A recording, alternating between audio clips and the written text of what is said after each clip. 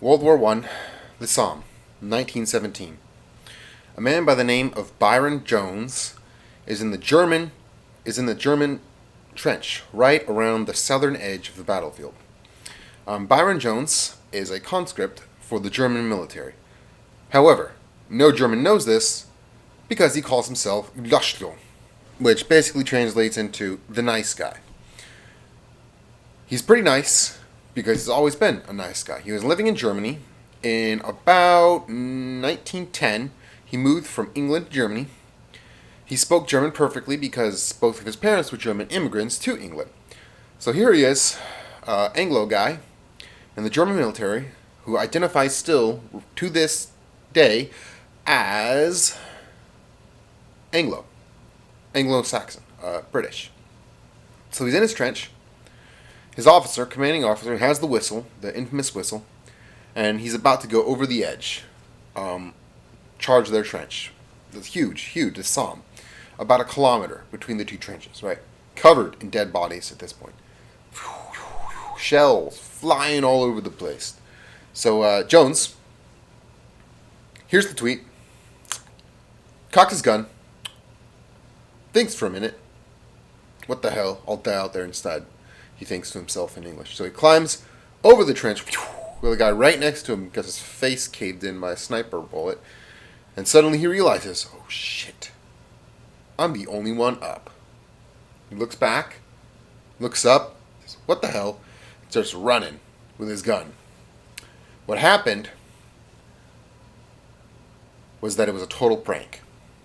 His commanding officer had told all the other soldiers in German to not go when the whistle was called. And so this guy goes over the trench, starts running, boom, gigantic shell explodes right to his left. He's running, and he runs straight smack dab into the middle of a British offensive. So he's charging at these guys. He's running with his gun, with his bayonet, and all of a sudden he points at the guy and he's like, what the fuck are you doing here? He says in a British accent.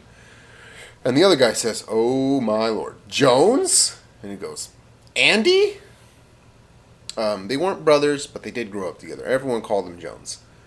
And so they stare at each other for a moment. And a gigantic explosion from, I think, a 44 millimeter howitzer right behind him. Dirt flies all over the place, lands all around him. And he looks at Andy, and he looks back, and he looks at Andy, and he says, what the hell? And joins their charge. So he's charging toward the German camp with a lot of English boys right next to him, mostly boys.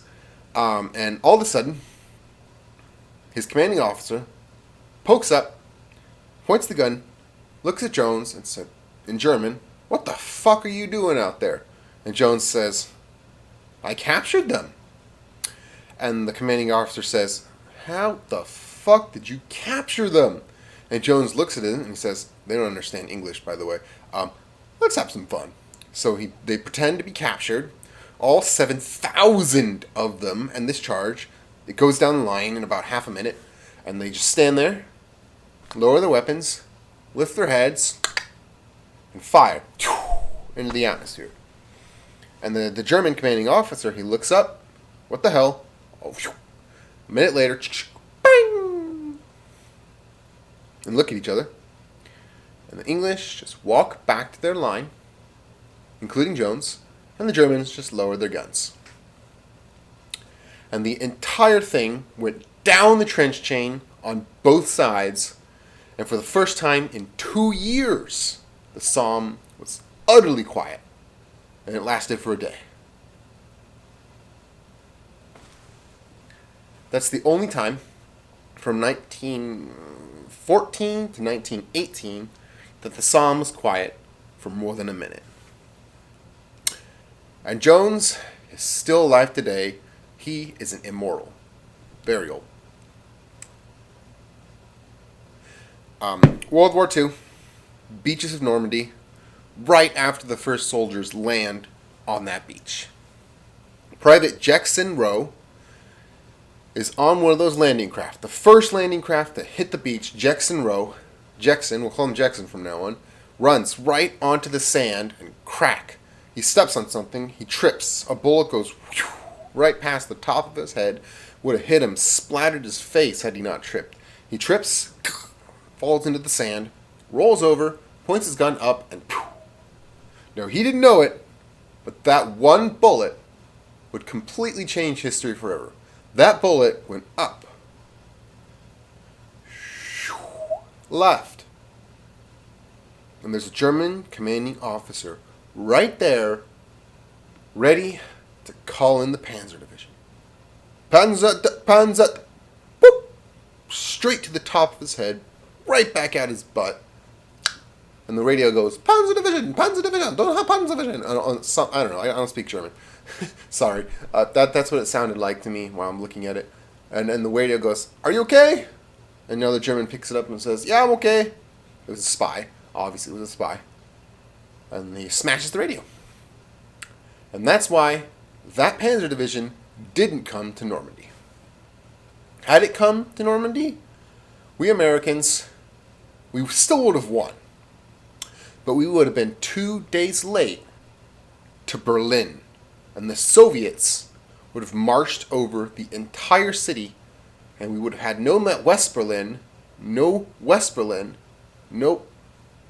East, just the Soviets would have gone past Berlin. And the line of the Cold War would have been right there, right at the border of France. And had that happened, the Cold War would have ended in like 2 years. With a hot war. It would have ended in a hot war.